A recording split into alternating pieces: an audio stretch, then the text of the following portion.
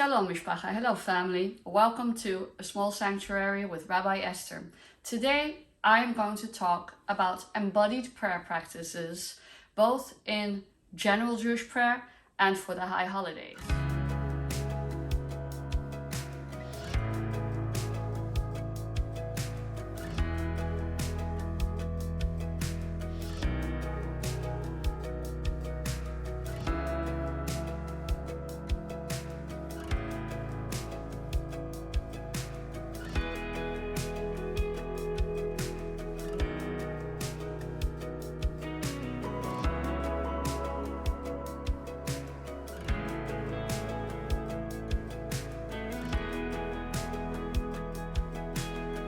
Judaism as a spiritual path is not just cerebral. It is something that we do with our entire being, whether it is through the dietary laws, how we rest on Shabbat, how we navigate the sanctity of our physical relationships, or many other aspects. It includes how we wear ritual objects on our bodies, like a talit, or tefillin, or a talit katan. These embodied sacred practices also extend to how we pray and how we move our bodies in prayer. Compared to the general culture that we live in, this kind of embodied prayer might seem alien or strange or unusual.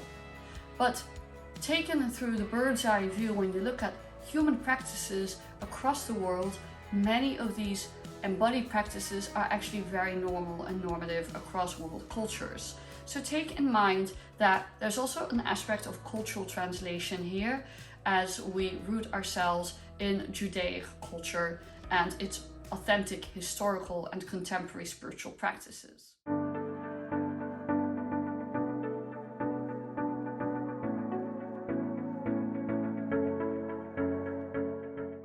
In this video today, I'm going to talk you through some of the bodily motions we engage in during weekday and Shabbat prayer. I'm going to be talking about shuckling, moving back and forth and prayer. I'm going to be talking about bowing from the knee.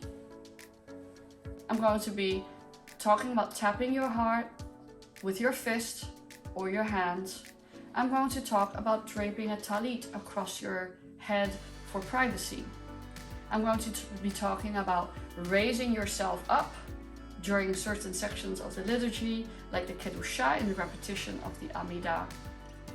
All of these practices are normative to the Jewish year, and you can practice them all year round.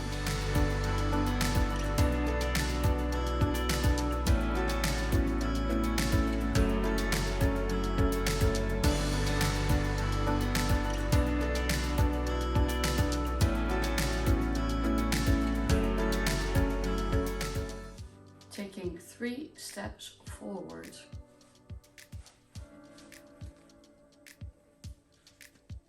As you say, Adonai sefatai tiftach, ufi yagid tehilatecha.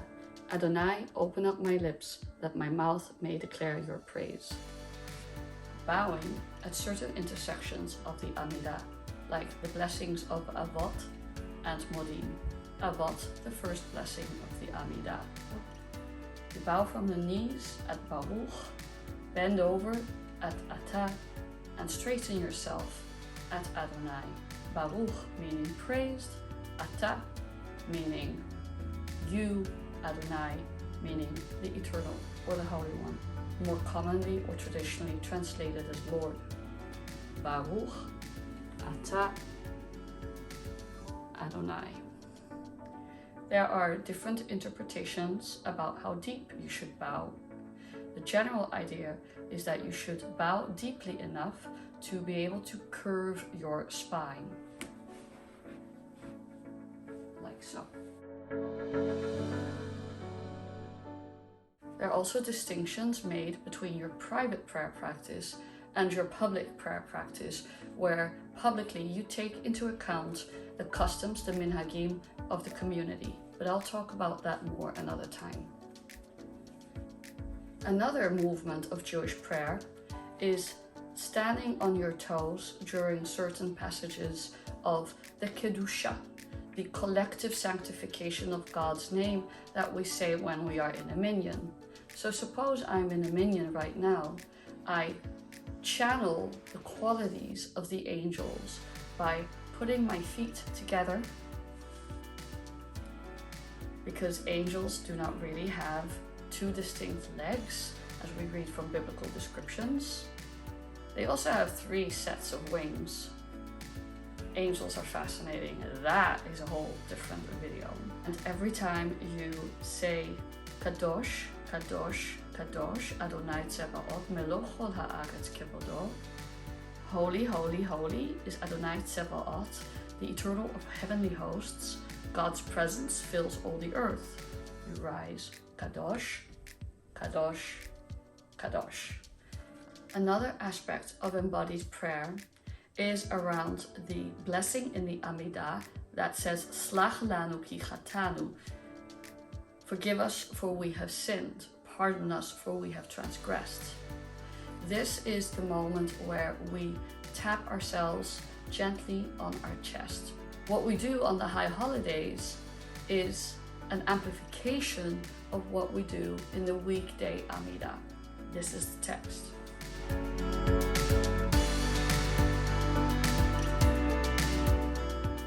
There are 2 potential ways that you can do this, and both carry different meanings with them. I encourage you to be gentle with yourself. Judaism does not have the same theology of sin that Christianity does, for instance.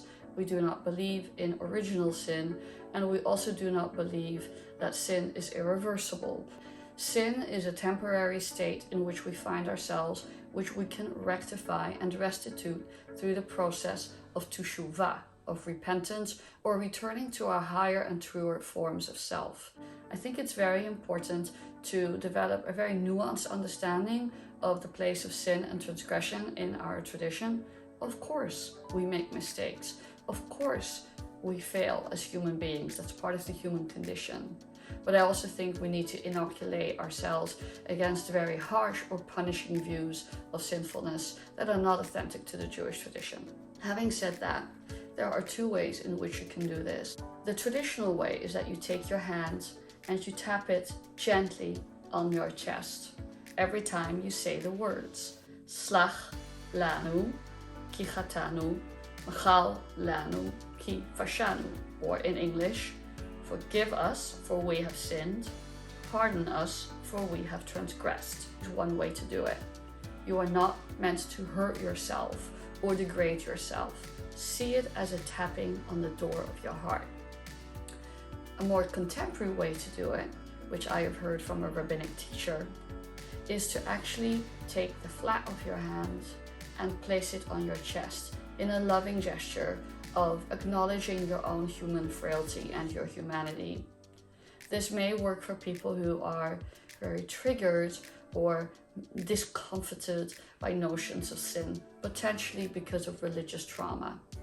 In that case, you would do Slach lanu ki chatanu, Machal lanu ki fashanu. Forgive us for we have sinned, pardon us for we have transgressed. Another form of embodied prayer is shuckling or shuckling, depending how you want to pronounce it in Yiddish. Shuckling is the rhythmic movement, often to the cadence of the Hebrew or English words that we say in our prayer life. To illustrate this, I will just take a random passage of the Amidah and show you how it is done. The idea of shuckling comes from a verse from Psalms that says, all my bones shall praise you, Eternal One. The idea is that we bring our entire embodied experience into the worship of God. Motion comes very naturally to human beings. It is a way of grounding ourselves and self-soothing ourselves. And Judaism encourages us moving our bodies in rhythm with the liturgy or in rhythm with our personal prayers to give expression to that. This shuckling, this rocking motion can be very mild. It can also be quite vigorous depending on the communities you find yourself in or your personal practice. The blessing I'm going to recite is Al HaTzadikim, upon the righteous. על הצדיקים והחסידים ועל זקני עמך בית ישראל ועל גרי הצדק ועלינו יהמונה רחמך אדוני אלוהינו ותן זכר טוב לכל הבוטחים בשמך באמת ושמחה אלוקינו עמהם לעולם ברוך אתה אדוני משען ומבטח לצדיקים. As I chant the words, I rock backwards or forwards. You can also rock side to side or combine both motions. הצדיקים והחסידים ועל זקני עמך בית ישראל ועל גרי הצדק ועלינו. So this comes fairly intuitively to people, and there's not really a way to learn it. You just find yourself doing it, but it is quite a powerful way of grounding yourself in your body and connecting with the divine through prayer by embodying the divine and by soothing your own body in this particular way. Another thing you can do is actually place your hand on your solar plexus or lower on your abdomen as a matter of grounding yourself. And if you combine this with holding a prayer book, it is an effective way of bringing that comforting aspect to your prayer life.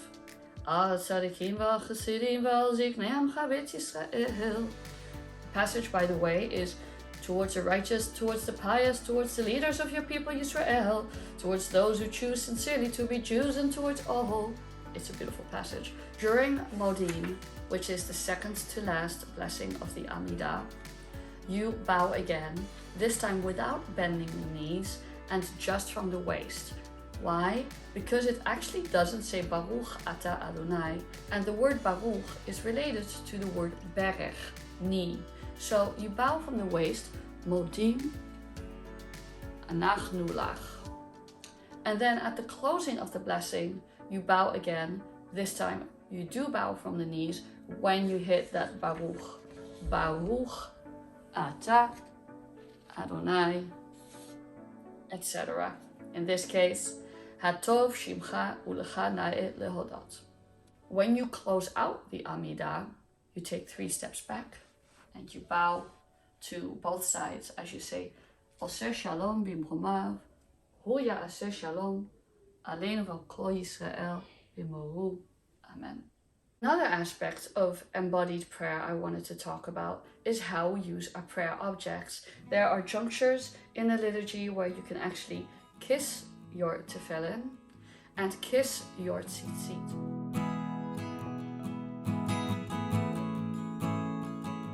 So when you recite the passage of the Shema, Vayomer Adonai Moshe lemor, daber al bnei Yisrael, v'amarta aleihem v'asu lahem tzitzit, you kiss your tzitzit every time you say the word tzitzit.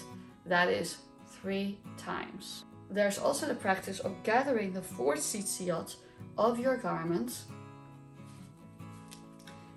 as a reenactment of the ingathering of our people and a reenactment of the ingathering of the divine upon itself as we strive for a world of greater unity, including the divine unity. You do this at the end of the second blessing preceding the Shema, the Ahava Rabbah blessing, on the last clause, the last Baruch Ata Adonai, Habocher Ba'amo Yisrael Ba'ahava. But praised are you, Adonai, who has chosen the people Israel in love. And you prepare these bundled up tzitziot as you say the Shema. Some people put them to their heart, like this, as they say the Shema. Some people put them to their eyes as they say the Shema. You can also cover your eyes with your hands or your siddur and say, Shema Yisrael Adonai Eloheinu Adonai Echad. Furthermore, when you start the Amidah, or in some communities when you get an aliyah to the Torah, you can cover your head with your talit, which is another form of embodied prayer. So you take your talit at the Atorah and you drape it across your head, like so, creating a personal prayer space. This works well when you're davening alone. It works great when you're davening with tzibur in the congregation And you just want to close off that private space so you can be with your own thoughts. Some people even cover their face with the kanaf, with the corner of their talit, to seek intimacy with God during their personal prayers. But certainly draping it across your head like this during the most sacred part of prayer, which is the Amidah, is a way to create that divine intimacy.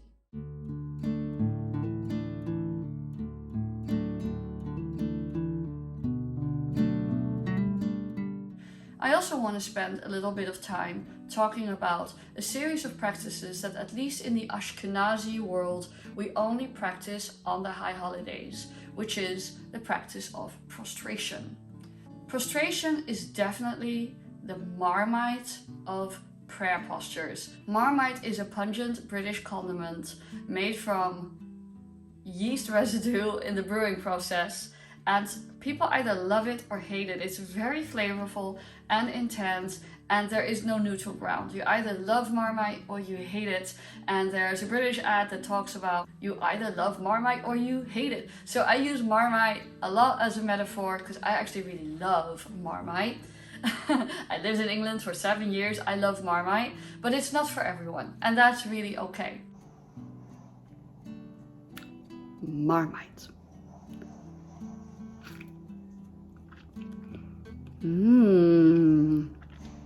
You either love it or hate it.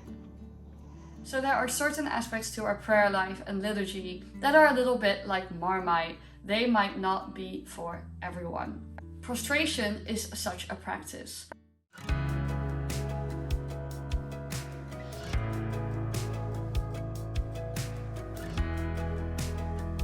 Now, what is prostration? How common is it? How was it practiced? Why don't we practice it today? There is definitely a video in the future where I'm going to do a real deep dive into prostration as a sacred practice during weekday practice as well. But for now, for the purposes of this high holiday video, I want to touch on its context briefly. So prostration is the act of lowering yourself onto the floor. There are two types of prostration that are practiced in the Jewish community. There is the type where you kneel down on your hands and knees and put your head forward, kind of like child's pose in yoga or sujud in Islam. And there is the type where you flatten yourself on the floor entirely and spread eagle yourself, extending your arms and legs. The sources are sometimes a little bit conflicted about how they define prostration, and the English word prostration is actually a broader term than the specific terminology that, for instance, the Mishnah Torah gives us for kri'ah, which is kneeling on your knees, qidah, which is bowing forward Muslim style, and hishtachavaya, which means spread eagling yourself on the floor. However, for all intents and purposes, many Jews are quite unfamiliar with prostration, and the halakha around it is a little bit atrophied in a sense. We don't really study these laws, we don't practice it daily, and I think that's exactly the challenge. When we come to the high holidays, which already carry so much intensity with and of itself, and then we are asked by the prayer leader to prostrate, which we are not used to doing, you can have a series of different reactions to that. Either people don't want to try it, they are intimidated by it, they don't feel comfortable doing it, or they don't understand the theology of doing it and might have a reaction of like, I don't want to degrade myself before God, I don't want to humiliate myself, what's this about? This feels undignified, this feels strange, I don't know what to do with this. And those are all legitimate feelings, and you are invited to sit with those feelings and measure in your own heart what your comfort level is. There is no pressure for anyone to engage in this sacred practice. Another reaction might be, well, I would like to try it, but I'm scared, I'm self-conscious, I'm nervous, how am I going to do this? Where am I going to find the space? Am I going to be looking weird? Are other people going to be staring at me? Those are all questions that are very natural and they can be resolved. A third response might be curiosity. How do I do this? Why should I do this? What does it mean? And the fourth response is that a lot of people who engage in the practice of prostration during the high holidays, who are able to override that discomfort, they actually really value the practice and it becomes a very meaningful practice to them. So let's talk about it a little more. First of all, let's talk about what is happening in the space of a sanctuary in a synagogue on the high holidays, and in many ways how ill-equipped we are to deal with the question of prostration.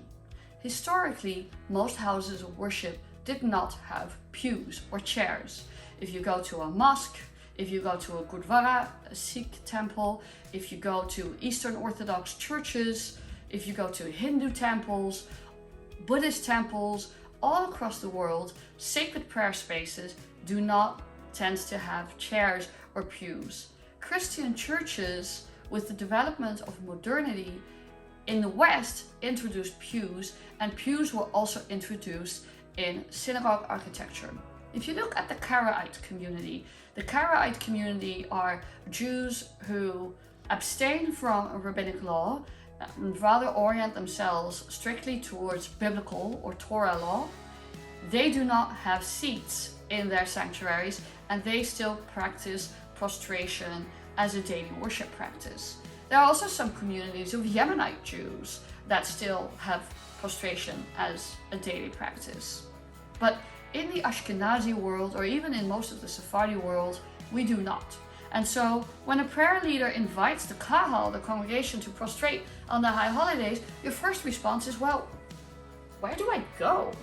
If you are seated in the middle of an aisle, it might actually be really hard to do that. So I will offer some alternative suggestions if you want to show reverence and divine intimacy through the act of prostration, but you're kind of stuck in the pews. I'll also talk a little bit about what to do when you're differently abled or you're not able to get down on the floor. Because inherent in prostration lies the danger that it is quite an ableist practice, that it assumes that people are able to get down on their hands and knees altogether and get up from the floor. So for elderly congregants or congregants who have mobility challenges or other physical challenges, touch on that again. Another aspect that makes prostration uncomfortable in a synagogue setting is that we are often not adequately dressed for it. There is a reason why I'm wearing this outfit today, which is my high holiday robe. This is actually an abaya. It is a Muslim garment that I got last year and I'm super happy with it. It is lightweight, it is beautiful, and it is modest. It goes without saying that if you get on the floor, especially as a prayer leader, but also as a worshiper in the kahal, in the congregation, you physically expose your body. You may physically get down on the floor, you may kneel, you may bow forwards, and if you're wearing formal wear in a Western style, this doesn't lend itself to prostration. A kittel will resolve a lot of these issues, a kittel being kind of like a lightweight cotton overcoat that some Jews wear on the high holidays. But if you do want to engage in the practice of prostration, then you might want to think ahead of the kind of clothes you want to wear for this act, or get a really large prayer shawl, really large talit that you can hide under. Another factor that often inhibits people exploring prostration as a sacred practice on the high holidays is that we come to it cold. It's kind of surprising. Why are we expecting to do this twice a year and we haven't warmed up, we haven't practiced, and all of a sudden we feel put on the spot during the Great Aleinu in the Musaf, Amidah, or the Avodah service on Yom Kippur. A solution to that, and that is why I'm making this video now, is to actually practice prostration during the month of Elul privately in your home. Test it out. See how it feels. Are you comfortable with it? No one is watching. It's just between you and God.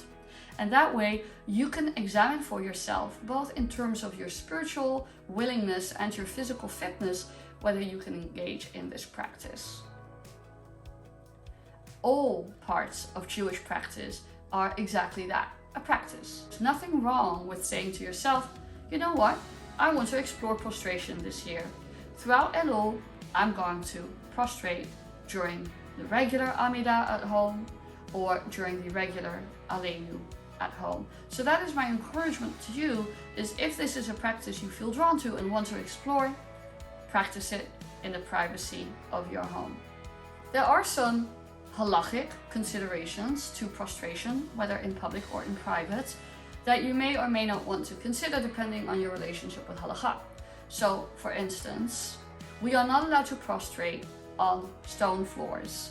This is seen as potentially idolatrous, and the only stone floors that people would prostrate on was the floor in the Beit HaMikdash, the temple. Think of it. In the ancient world, mosaics were placed in temples, often depicting images of other deities or other faiths. We don't want to worship those. So if you are in an area with a stone floor, you might want to get a talit bag or a small towel and place that between yourself and your head when you prostrate. You can also use the corner of your talit, not the baguette, not the whole garment itself, but the corner to cover your face as you go down. For a wooden floor, there are slight disagreements, but many authorities agree that it's okay. For a carpeted floor like the one I'm on now, there is not a problem to prostrating on that at all. You do not need to add an extra layer to a carpeted floor. Of course, most synagogue floors are carpeted, maybe with the exception of the bima, so it should not present a real issue in most cases, but I just wanted you to be aware of it.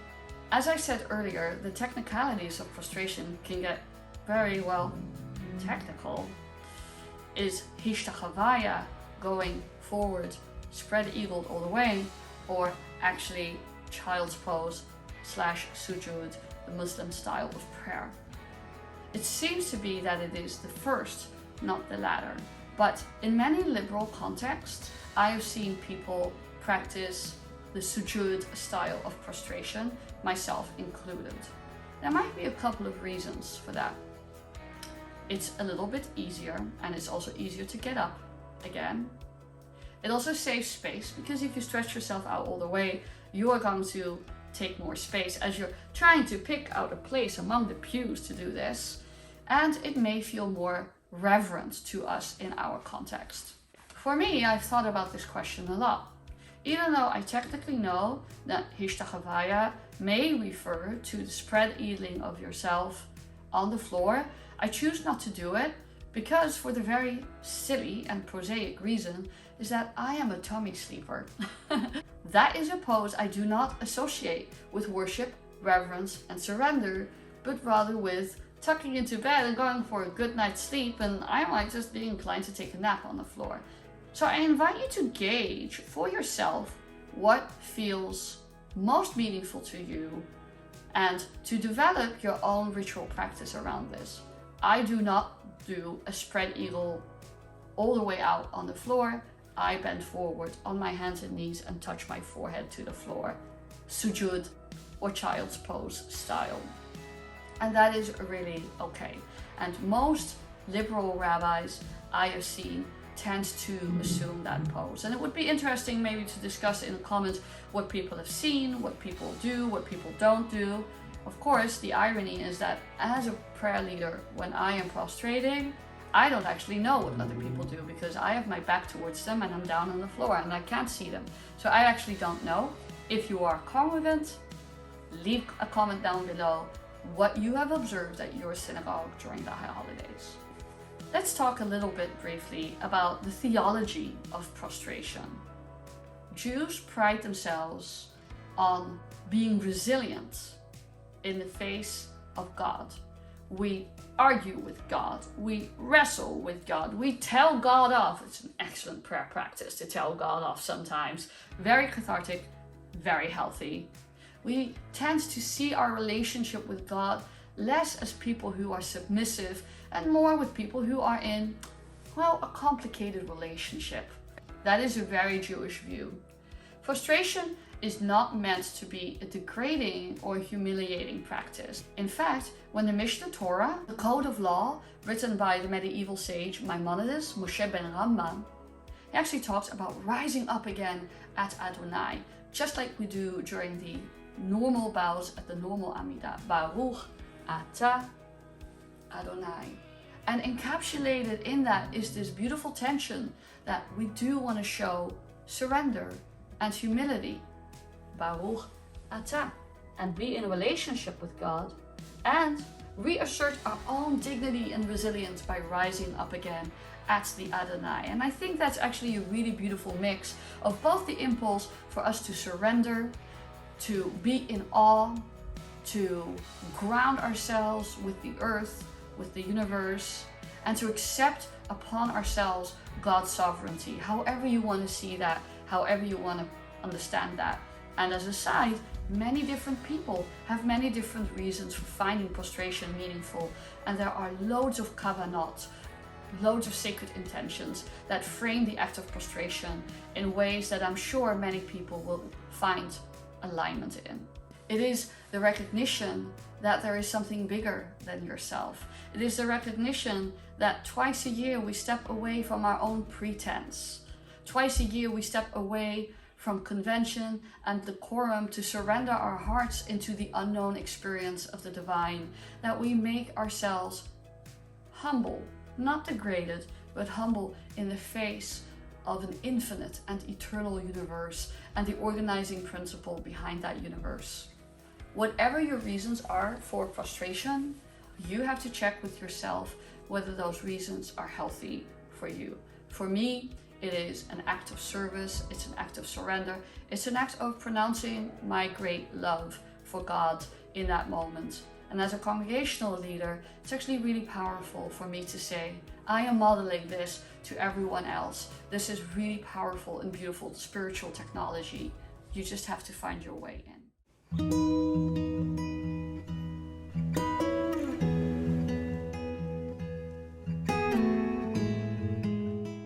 Before I demonstrate how we prostrate, I am going to close out this part of the video segment, and I will demonstrate it in two ways. The first way is I will actually perform the prostration chosen from the Great Aleinu in the Musaf service. The way for the Avodah service on Yom Kippur is much the same. You prostrate at the Baruch Shem Kavod Malchuto Le'olam sections of the Avodah service, and I encourage you to look ahead in your machzor, if you have a machzor, to see where that is. A note on the spiritual difference between the Musaf service and the Avodah service. The Musaf service is about worship. The Avodah service is about historical reenactment of the temple cult.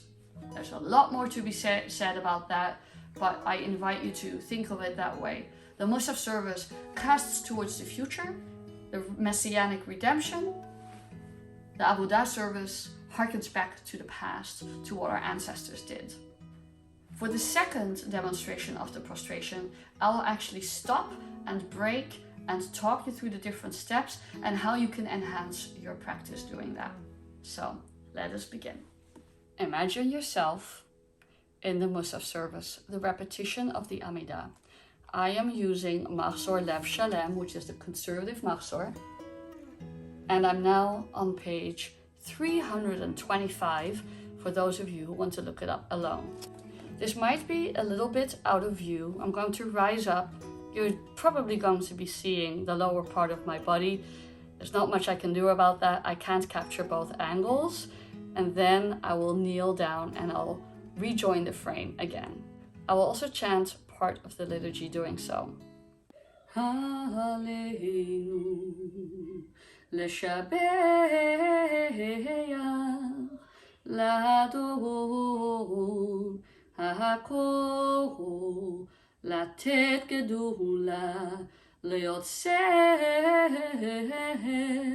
ראשית שלא עשנו כגויי הרצות ולא שמענו כמשפחות אדמה שלא שם חלקנו כהם בגורלנו ככל המונם ואנחנו קוראים ומשתחווים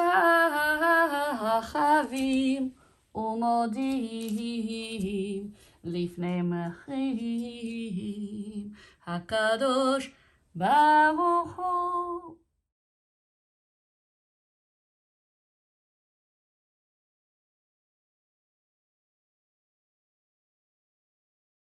That's really it. Let's break it down and stop at key intervals to enhance and explain the experience. I will not be covering my head with my talit, which I did earlier on because that's my practice, but in order to increase the visuals, I will keeping my talit away from my head. Start standing, and you start by hearing or singing along with the Aleinu. Anachnu korim, you do kriya, which is the kneeling down on your knees. So va'anachnu korim, you get down on your knees. And you can sit like this for a brief moment. And then at umishtachavim, umodim, we bow and then we prostrate. You bend forward like this.